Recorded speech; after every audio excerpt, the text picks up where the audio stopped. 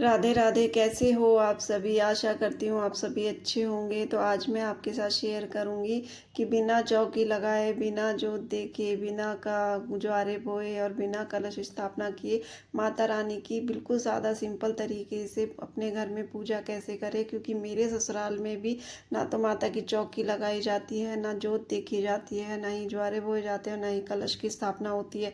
लेकिन मेरा माता रानी पर भरोसा है और मैं माता रानी को प्रसन्न करना चाहती हूँ। तो मैं किस तरीके से पूजा करती हूँ अपने घर में माता रानी का, मैं पिछले 6 साल से इसी तरीके से पूजा करती आ रही हूँ।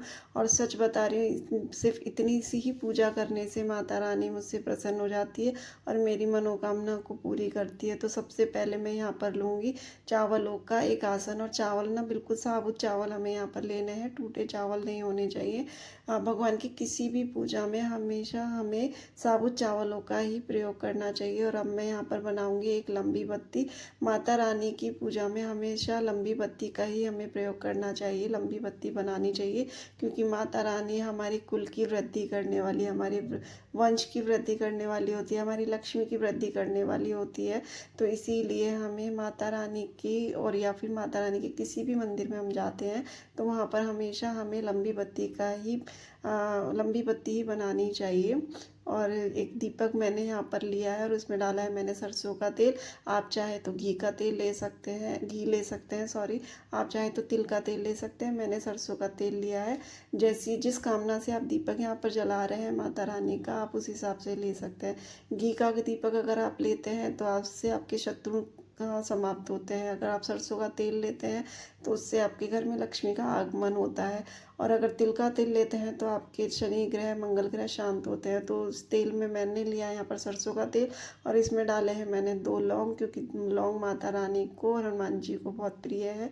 और मैंने इसमें डाला एक छोटा सा दालचीनी का टुकड़ा और थोड़ी सी पीली सरसों, क्योंकि पीली सरसों भी माता रानी को बहुत पसंद है और इससे लक्ष्मी का आगमन बढ़ता है। लक्ष्मी जी का भी को भी पीली सरसों बहुत प्रिय है। तो इस तरीके से मैंने यहाँ पर डाल दिया है। और आप चाहे तो घी, तेल सरसों का तेल, तिल का तेल, कुछ भी आप यहाँ पर ले सकते हैं। लेकिन आपको हमेशा यहाँ पर लंबी बत्ती ही लगानी है। हमें पितरों के नाम की, पितरों का अगर हम कोई दीपक जलाते हैं या पितरों की जोत देखते हैं या कोई भी जोत हम देखते हैं तो उसमें भी हमें लंबी बत्ती लगानी चाहिए। या हमारे घर के जो भी कुल देवी देवता होते हैं उनकी भी हमें लंबी बत्ती ही बनानी चाहिए, लंबी बत्ती का ही दीपक जलाया जाता है। तो अब मैं यहाँ पर सबसे पहले करवाऊंगी माता रानी का स्नान। तो चम्मच में जल लेकर इस तरीके से तस्वीर के ऊपर से घुमाकर और उस जल को मैं किसी बर्तन में छोड़ दूंगी। इस तरीके से 4 बार मैं करूँगी। 4 बार चम्मच में जल लेकर तस्वीर से घुमाकर और जल को मैं कटोरी में छोड़ दूंगी और इस जल को मैं तुलसी को छोड़कर किसी भी पौधे में डाल दूंगी। तो इस तरीके से भाव से स्नान कराया जाता है तस्वीर का। अगर आपके पास मूर्ति है माता रानी की तो आप उन्हें स्नान करा दीजिए, लेकिन तस्वीर का स्नान नहीं होता है, सिर्फ भाव से ही माता रानी को स्नान कराया जाता है। तो इस तरीके से चम्मच में जल लेकर और उस जल को तस्वीर से घुमाकर किसी भी बर्तन में छोड़ दिया जाता है और ये भाव से स्नान माता रानी का करा दिया जाता है। और उसके बाद मैंने यहाँ पर चढ़ाया वस्त्र रूपी कलावा। मेरे आपके पास अगर माता रानी की छोटी चुनरी है तस्वीर को उड़ाने वाली तो आप वो भी उड़ा सकते हैं। मैंने यहाँ पर कलावा अर्पित किया और उसके बाद में मैं यहाँ पर लगाऊंगी रोली, चावल, सभी भगवानों को यहाँ पर रोली चंदन में यहाँ पर लगा दूंगी, मेरे लड्डू गोपाल को भी। और ये त्रिशूल को भी, यहाँ ये त्रिशूल मैंने यहाँ पर शिव जी का भाव करके यहाँ पर रखा हुआ है। क्योंकि घर के मंदिर में ना त्रिशूल रखने से हमेशा शत्रुओं से आपकी रक्षा होती है और आपको हर क्षेत्र में विजय मिलती है। मेरे घर में ना मैं शिवलिंग विराजमान नहीं करती हूँ, क्योंकि कहते हैं कि शिवलिंग का रोज अभिषेक होना जरूरी होता है। और मैं अगर 3-4 दिन के लिए कहीं चली जाती हूँ ना तो शिवलिंग का अभिषेक रुक जाता है। तो और घर में शिवलिंग होने से उनका रोज अभिषेक होना चाहिए, इसलिए लड्डू गोपाल को तो क्या मैं ले जाती हूँ, लेकिन शिवलिंग को ले जाना पॉसिबल नहीं है। तो ऐसे में उनका अभिषेक नहीं होगा तो मुझे दोष लगता है, इसीलिए मैं शिवलिंग को घर में विराजमान नहीं करती हूँ। अगर कभी मुझे शिव जी की पूजा घर में करनी होती है तो मैं मिट्टी के शिवलिंग बनाकर उनकी पूजा करके और उनको साथ के साथ विसर्जन भी कर देती हूँ। तो घर में और कोई शिवलिंग मैं यहाँ पर मंदिर में विराजमान नहीं करती हूँ, क्योंकि उनका अभिषेक बहुत ज़रूरी है। और यहाँ पर लगाऊंगी मैं माता रानी को मिश्री का भोग। अगर आपके पास फल है तो आप फल का भोग लगा दीजिए, और उसके बाद मैं जो भी कुछ बनाऊंगी ना रसोई में, उसका भोग मैं माता रानी को लगाऊंगी। और सभी भगवानों को मैंने यहाँ पर पुष्प चढ़ा दिए हैं। माता रानी को लाल रंग के फूल या गुड़हल के फूल बहुत प्रिय हैं, लेकिन मेरे पास फिलहाल नहीं थे। मेरे पास जो फूल थे मैंने भाव से माता रानी को अर्पित किया, और माता रानी भाव से चढ़ाई हुई हर चीज़ को स्वीकार करती है और प्रसन्न भी होती है। तो ये 6 साल से मैं इस तरीके से पूजा करती हूँ, और मेरी माता रानी हर बार मेरी इस पूजा से प्रसन्न होती है और मेरी हर मनोकामना पूरी करती है। आप भी एक बार इस तरीके से, अगर आपके भी घर में चौकी नहीं लगाई जाती तो आप भी बिल्कुल इस तरीके से सादा सिंपल तरीके से अगर आप पूजा करेंगे ना, तो माता रानी आपसे भी प्रसन्न हो जाएंगी। और पिछले 2 साल से तो मैं घर में है ना कंचिकाओं का भोजन नहीं करवा पा रही हूँ, लेकिन उससे पहले मैं अपने घर में कन्याओं का भोजन भी कराती थी, कन्याओं को बुलाती थी, घर में उनको खाना वगैरह खिलाती थी। तो अब पिछले 2 साल से मैं किसी कारण से नहीं करवा पा रही हूँ, नहीं हो पा रहा है मेरे से। लेकिन जब मैंने फर्स्ट टाइम जब कन्याओं का भोजन कराया था ना, तो मेरे पति भी ना मुझसे उस टाइम नाराज़ हुए थे, क्योंकि हमारे यहाँ नवरात्रों की पूजा नहीं होती है। तो नवरात्रों में कन्याओं का पूजन करना और उनको भोजन कराने से पति को थोड़ी सी नाराज़गी तो हुई थी। लेकिन मैंने उनसे ना उस वक्त एक ही बात बोली थी कि अगर मेरी इस पूजा से अगर आपको कोई नुकसान होता है तो मैं छोड़ दूँगी, अगली बार नहीं करूँगी। और अगर आपका कुछ फ़ायदा होता है, कुछ अच्छा होता है, तो मुझे आप कभी रोकोगे नहीं। तो आप यकीन मानिए, ये बात मैंने ना अष्टमी के दिन उनको बोली थी, और नवमी के दिन शाम को 7 बजे उनको इतना बड़ा काम मिला था, मेरे ऑर्डर मिला था मेरे पति को काम का, जिसकी हमने सपने में भी उम्मीद नहीं की थी। बस सोच ही रहे थे कि पता नहीं मिलेगा नहीं मिलेगा, चाहती कि मिल जाए, लेकिन वो मिल गया था माता रानी की कृपा से। और उस दिन मैंने फिर इन्हें बोला कि अब आप मुझे नहीं रोकोगे, और उस दिन के बाद से वो मुझे नहीं रोकते हैं। माता रानी की मैं इसी तरीके से 6 साल से पूजा करती आ रही हूँ।